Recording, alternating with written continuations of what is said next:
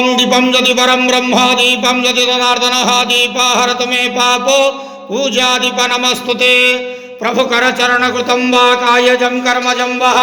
श्रवणनयन तं वा मानसं वा पराधं विहितमविहितं वा सर्वमेतत्क्षमास्वं जय जय करुणाब्दे श्री महादेव शंभो अहे कलानंदिनु धड़ा होइतिबा महाप्रभु धवलेश्वराय नमः संसार सुखी रखंतु आज पवित्र पंडु पूर्णिमा शुभ रविवार रे समस्त श्रद्धालु भक्त मानक आशीर्वाद करंतु समस्त श्रद्धालु भक्त मानकर मनस्कामना पूर्ण करंतु कर्म क्षेत्र उन्नति करंतु ग्रहरिष्ठ मान खंडन करंतु जगतर मंगल करंतु प्रभु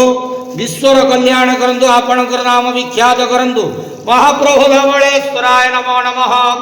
संसार सुखी रखंतु आनंद गेवार आज पंडु पूर्णिमा रे समस्त श्रद्धालु भक्त मानक आशीर्वाद करंतु आनंद गेवार।